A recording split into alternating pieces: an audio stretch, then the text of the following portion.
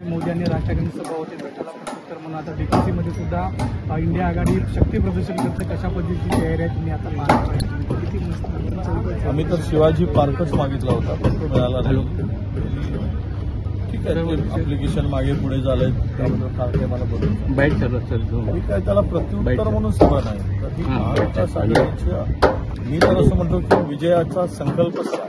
विजयाचा संकल्प आणि मुंबई आम्ही जिंकणार, 6च्या 6 जागा जिंकणार आहोत. आणि या महाविकास आघाडी इंडिया आघाडीची ही सभा मुंबईची ही शेवटची सभा आहे प्रचाराची. कारण उद्या संध्याकाळपासून प्रचार बंद होणार आहे. आणि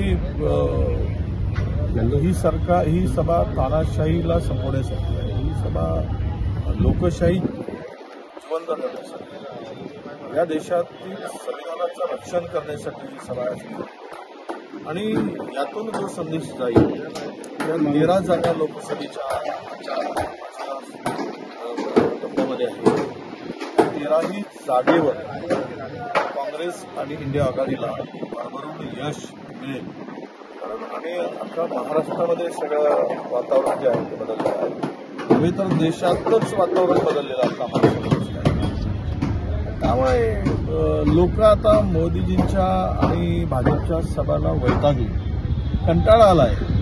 काही लोक असं म्हणतात की आता खेळच आलाय, नको तेच ते भाषण आणि त्याच्या पलीकडे काही नाही. त्यामुळे ते काय ऐकायला जायचं. आता लोकांना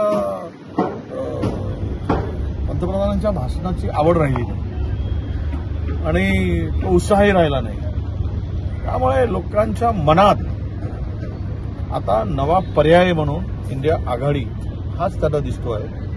आणि आम्ही 100% या देशातील सत्ता हाती घेणार आणि 4 तारखेला जूनला देशामध्ये परिवर्तन होणार.